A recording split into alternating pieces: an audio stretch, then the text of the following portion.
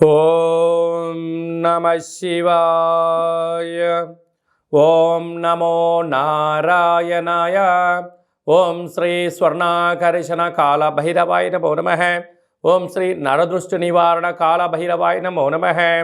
ఓం కాళకాలాయ విద్మహే కాళాతీతాయ ధీమహి తన్నో శ్రీ స్వర్ణాకర్షణ కాల భైరవ ప్రచోదయాతు. మా ఛానల్కి స్వాగతం. చూస్తున్న వీక్షకులకు ప్రేక్షకులకు ప్రియ కాళభైరవ భగవద్బంధులకి స్వాగతం పలుకుతూ మమ్మల్ని ఎంతగానో ఆదరిస్తూ ఉండబడినటువంటి ప్రియ సోదర సోదరీమణులకు అందరికీ సనాతన హిందూ ధర్మ పరిరక్షకులకు సంరక్షకులకు జ్యోతిష అభిమానులకు స్వాగతం పలుకుతూ నూతన ఆంగ్ల సంవత్సరం ప్రారంభం అయిన తర్వాత జనవరి నెలలో ద్వితీయార్థంలో అనగా 16వ తారీఖు నుండి 1/2024 31/1/2024 వరకు పుట్టినటువంటి వారందరికీ కూడా ముందస్తుగా జన్మదిన శుభాకాంక్షలు. గతంలో వివాహం చేసుకున్న వారికి వివాహ వార్షికోత్సవ శుభాకాంక్షలు.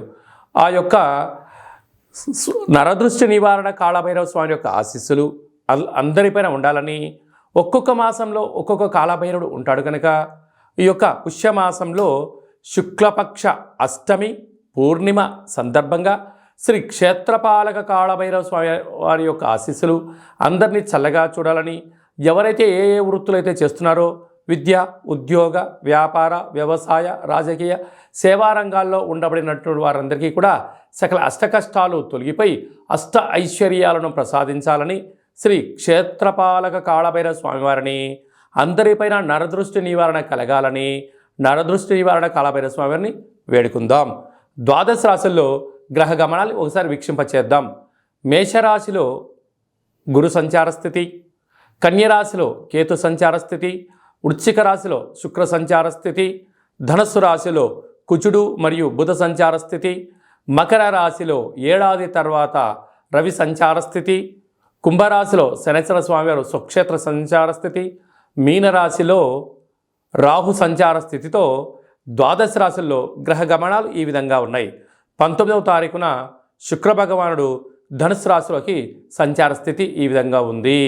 మీనరాశి వారికి పుష్యమాస సందర్భంగా గురువారము పునర్వసు పుష్యమి నక్షత్ర సందర్భంగా గురు పుష్యార్క యోగాన్ని ఎలా పొందాలో ఈ వీడియోలో సవివరంగా సంపూర్ణంగా తెలుసుకుందాం. మీనరాశిలో ఏ నక్షత్రాలు వస్తానగా పూర్వాభాద్ర నక్షత్రంలోని చివరి పాదమైన నాలుగవ పాదము, ఉత్తరాభాద్ర నక్షత్రంలోని 4 పాదాలు, రేవతి నక్షత్రంలో 4 పాదాలను కలిపితే మీనరాశి. చాలామందికి పుట్టినటువంటి కాల సమయంలో డేటా ఆఫ్ బర్త్లు లేనటువంటి కారణం చేత పేరు యొక్క మొదటి అక్షరాన్ని అనుసరిస్తూ ఆ రాశిని తెలుసుకునే ప్రయత్నం అవుతుంది. అవి ఏ అక్షరాలు ఒకసారి పరిశీలన చేద్దాం. ది, దుమ్, షం, ఝ, ధ, దే, దో, చ, చి అక్షరాల వారందరూ మీనరాశి జాతకులే. మీనరాశి యొక్క అధిపతి దేవగురు బృహస్పతి. ఈ తెల్లజిల్లెడి యొక్క వృక్షంలో విఘ్నేశ్వర స్వామి వారే ఉంటారు. ఆ యొక్క పూర్వాభాద్ర నక్షత్రాధిపతి గురువు, ఈ పునర్వసు నక్షత్రము, అందులో గురువారము, ఈ పుష్యమాసము, ఈ పుష్యమీ నక్షత్రం రోజు రావడం వలన తెల్లజిల్లెడి యొక్క వృక్షాన్ని పేకలింపచేసి విఘ్నేశ్వర స్వామిని తెచ్చి ఇంట్లో పెట్టుకోవడం వలన ఒకవైపు మీకు జరుగుతున్న ఏళ్లనాటి శని ప్రభావం తొలగి అద్భుతమైన అష్టైశ్వర్య స్వాగతానికి మీరే కేంద్ర బిందువు అవుతారు. కుదరలేదు, ఒక పసుపు రంగు క్లాత్లో శనగపప్పు, నీలరంగు క్లాత్లో తెల్లటి నూలను మూటగట్టి ఆ యొక్క సంపూర్ణమైన మీ మనసులో ఏదైతే కోరిక ఉందో ఆ ముడుపును ఆ వృక్షానికి కట్టగలిగినట్లయితే దోష నివృత్తి తగ్గి అదృష్టానికి ఆనందానికి కేంద్ర బిందువులు అవుతారు. అది కూడా కుదరలేదు, బ్రాహ్మణుడికి దానం ఇవ్వండి. అది కుదరలేదు, నవగ్రహ దేవతలకు ధాన్యంతో అభిషేకం చేయండి. అది కూడా కుదరలేదు, శివుడికి రుద్రాభిషేకం చేసుకొని ఈ యొక్క పదార్థాన్ని పక్షులకు దానం చేయండి. అది కూడా కుదరలేదు, గోమాతకు సమర్పించినట్లయితే గురు పుష్యార్క యోగం మీ సొంతమయ్యి ఎలనాటి శని యొక్క తీవ్రత తగ్గి మీరు అనుకుంటున్న అన్నింట విజయం మీ సొంతమవుతుంది.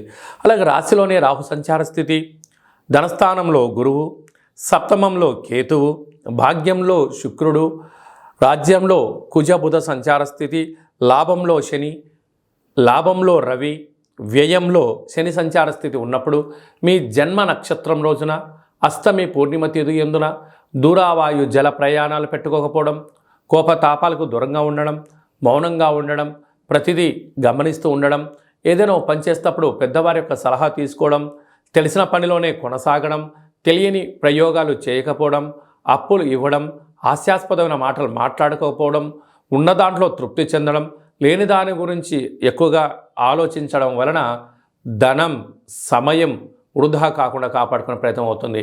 అంతా నాకు తెలుసు అని చెప్పి మీరు ఒంటెద్దు పోకడగా పోయారా, ఉండేది పోతుంది, ఉంచుకునేది పోతుంది, సమయం పోతుంది, అనారోగ్యం పొంచి ఉన్నాయి, అనేక రకాల ప్రమాదాలు పొంచి ఉన్నాయి. కనుక ఇలాంటి కాల సమయంలో మౌనం, ఆధ్యాత్మికత, ప్రశాంతత, సూర్య నమస్కారాలు, ఆధ్యాత్మిక చింతన, ఈ గురు పుష్యార్క యోగ సందర్భంగా విఘ్నేశ్వర స్వామిని స్మరిద్దాం, ధ్యానిద్దాం, యోగానికి స్వాగతం పలుకుతాం. సాఫ్ట్వేర్ ఉద్యోగస్తులు, హార్డ్వేర్ ఉద్యోగస్తులు, చిన్న చిన్న స్వయం వృత్తులు, వ్యాపారాలు చేసేటువంటి వారికి, జర్నలిస్ట్ రంగంలో ఉండబడిన వారందరికీ కొద్దిపడి గడ్డు కాలమైనను మౌనంతో నెట్టగలిగితే రాబోయే కాలం మంచి కాలమే అని చెప్పి గమనించాలి. 2024వ సంవత్సరంలో జనవరి నెలలో ద్వితీయార్థం అనగా 16వ తారీఖు నుండి 31వ తారీఖు వరకు ముఖ్యమైనటువంటి పండుగల గురించి క్లుప్తంగా, సవివరంగా, సంపూర్ణంగా తెలుసుకుందాం. మనకు 18వ తారీఖున శుక్లపక్ష అష్టమి సందర్భంగా శ్రీ క్షేత్రపాలక కాళభైరవ స్వామివారిని, అలాగే 26వ తారీఖున పుష్యమాస పూర్ణిమ, పునర్వసు నక్షత్రము, పుష్యమీ నక్షత్రము రావడం వలన, గురువారం రోజు పుష్యమీ నక్షత్రం రావడం వలన గురు పుష్యార్క యోగము అంటారు. అర్కము అనగా తెల్ల జిల్లేడు యొక్క వృక్షము. కనుక ఆంగ్ల సంవత్సరంలో ప్రారంభ దశలో ద్వితీయార్థంలో ఉన్నాం కనుక మనమందరము కూడా తెల్ల జిల్లేడు వినాయకుడు దగ్గర, శ్వేతార్క గణపతి స్వామి దగ్గర దీపాన్ని వెలిగించడం వలన ఈ సంవత్సరం అంతా కూడా సకల అష్ట కష్టాలు తొలగిపోతాయని చెప్పి గమనించాలి.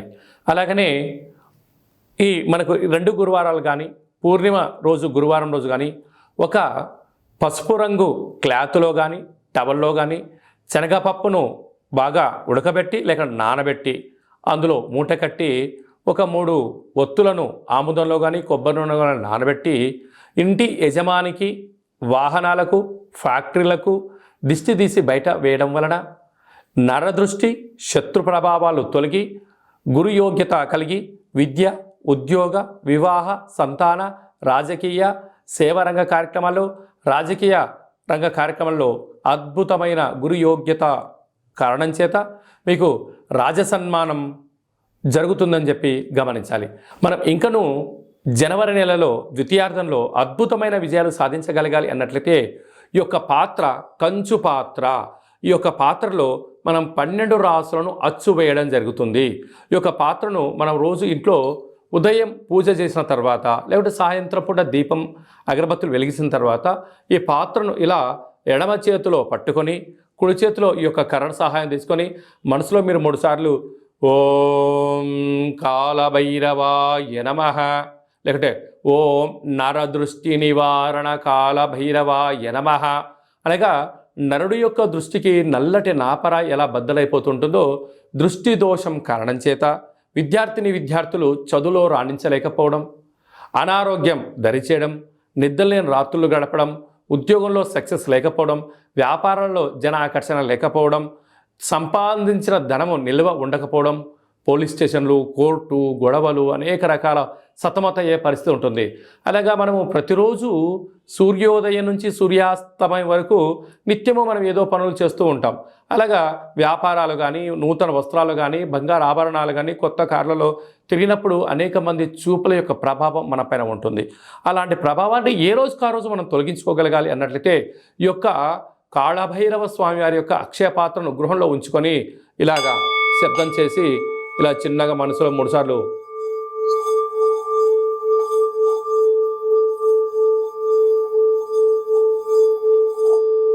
అలాగా ఓం నరదృష్టి నివారణ కాలభైరవాయ నమః అనేటువంటి మంత్రాన్ని 12 సార్లు ఉచ్చరింపజేయడం వల్ల ఈ యొక్క శబ్ద తరంగాల వలన మానవుని శరీరంలో ఉండబడినటువంటి మూలాధార, స్వధిష్టాన, మణిపూర్వక, విశుద్ధ, అనహత, ఆజ్ఞ చక్రాలు వికసింపచేసి దురదృష్టము దూరమైపోయి అదృష్టం మనకు కలుగుతుంది. అందుకే అపాయంలో గొడుగులాగా, అష్టైశ్వర్యాలలో మనకు అంబారీ వాహనంలాగా కాళభైరవ స్వామికి ఆశీస్సులు ఉంటాయని చెప్పి గమనించాలి. ఇంకను మన వ్యక్తిగత జాతకం తెలుసుకోవాలనుకుంటున్నారా? మీ యొక్క పేరు, పుట్టినటువంటి తేదీ, నెల, సంవత్సరం, సమయం రాసి మీరు వాట్సాప్లో పంపించగలిగినట్లయితే 100 సంవత్సరాల జాతకాన్ని రాసి పంపించి మీరు పుట్టినప్పుడు గ్రహ గమనాలు ఎలా ఉన్నాయి, ప్రస్తుతం ఎలా ఉండబోతున్నాయి, రాబోయే కాలంలో ఎలా ఉండబోతున్నాయో మీకు సవివరంగా సంపూర్ణంగా తెలియజేయడం జరుగుతుంది. అలాగే డేట్ ఆఫ్ బర్త్ లేనటువంటి వారికి మీ పేరు యొక్క మొదటి అక్షరాన్ని అనుసరిస్తూ హస్త సాముద్రికం ద్వారా అనగా మీ యొక్క చేతి యొక్క రేఖలను పరిస్థితిని బట్టి గవ్వల ద్వారా కాళభైరవ స్వామి యొక్క ఉపాసన బలం చేత భూత, భవిష్యత్, వర్తమానాన్ని తెలియజేయడం జరుగుతుంది. అలాగనే మీ యొక్క అబ్బాయి కానీ అమ్మాయి కానీ పుట్టినప్పుడు చిన్నపిల్లలకు ఆధ్యాత్మికమైనటువంటి పేర్లు ఎలా పెట్టాలి, న్యూమరాలజీ ప్రకారంగా ఎలా పేరు పెట్టుకోవాలో మన యొక్క దేవాలయంలో మీకు సవివరంగా సంపూర్ణంగా తెలియజేయడం జరుగుతుంది. అలాగా మీ అబ్బాయి కానీ అమ్మాయి కానీ వివాహం కావడం లేదా అయినటువంటి అవ్వడానికి ఎందుకు ఇలా ఆటంకాలు జరుగుతూ ఉంటుంది, అలాగా అమ్మాయి యొక్క జాతకంలో కానీ అబ్బాయి యొక్క జాతకంలో ఎలాంటి దోషాలు ఉన్నాయి, ఆ యొక్క అబ్బాయి అమ్మాయి యొక్క జాతకంలో వివాహానికి సంబంధించినటువంటి గణాలు గుణాలు సవివరంగా తెలియజేయడం జరుగుతుంది. అలాగే వివాహమైన దంపతులు తరచుగా గొడవ పడడం, అనేక రకాలుగా ఇబ్బంది పడడం, పోలీస్ స్టేషన్లో కోర్టు అని విడాకులు తీసుకునే పరిస్థితి ఉంటుంది. అలా కాకుండా ఈ కింది నెంబర్ మీరు సంప్రదించి అపాయింట్మెంట్ తీసుకొని సంప్రదించగలిగినట్లయితే మీ యొక్క పేర్లలో స్వల్పమైన మార్పులు వచ్చేసి శ్రీ పార్వతీ పరమేశ్వరుల యొక్క ఆశీస్సుల చేత మీరు సంపూర్ణంగా జీవన విధానాన్ని సవ్యంగా సాగడానికి అద్భుతమైన సలహాలు సూచనలు మీకు ఇవ్వడం జరుగుతుంటుంది.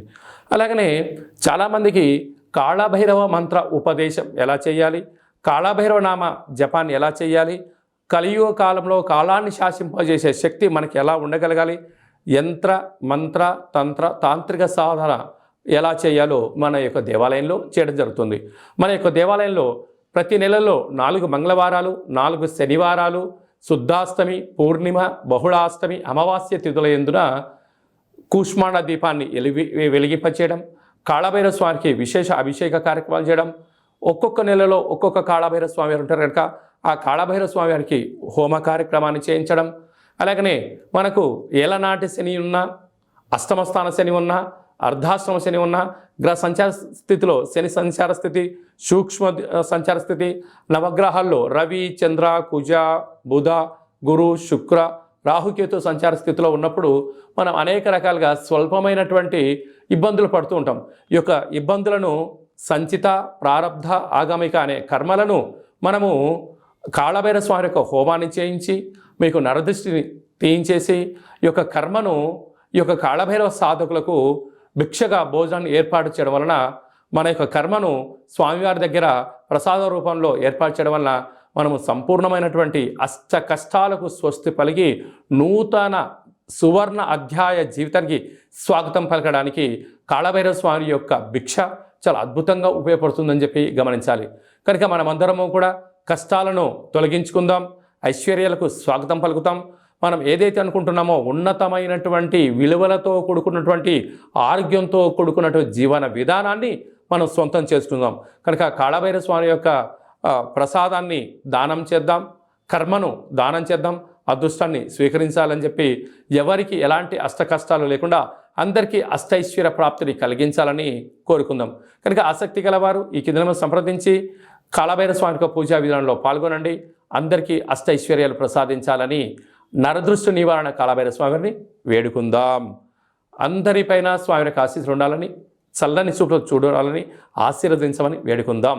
ఓం శతమానం భవతి శతాయు పురుష సతేంద్రియ ఆయుష్యేవేంద్రియే ప్రతిష్టతి ధనం ధాన్యం బహుపుత్రలాభం శత సంవత్సరం దీర్ఘమాయు సర్వే జనా సుఖినో భవంతు లోకా సమస్తా సుఖినో భవంతు.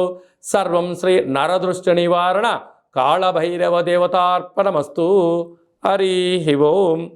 ఈ వీడియో మీకు నచ్చినట్టయితే లైక్ చేయండి, షేర్ చేయండి, మా ఛానల్ని సబ్స్క్రైబ్ చేసుకోండి. నేను చేస్తున్న వీడియోలో మీకు ముందస్తుగా నోటిఫికేషన్ రావాలన్నట్టయితే గంట సింబల్ ప్రెస్ చేయండి, ఆల్ అనే బటన్ తెలియచేయండి. ఎవరైనా మన క్షేమాన్ని కోరుకుంటున్న వాళ్ళైనా అంటే మనం ఎవరి క్షేమాన్ని గురించి ఆలోచన చేస్తున్నట్లయితే ఈ యొక్క ఆధ్యాత్మికమైనటువంటి భక్తి సమాచారాన్ని వాళ్ళకు తెలియచేయండి. కాళభైరవ స్వామి ఆశీస్సులు పొందండి.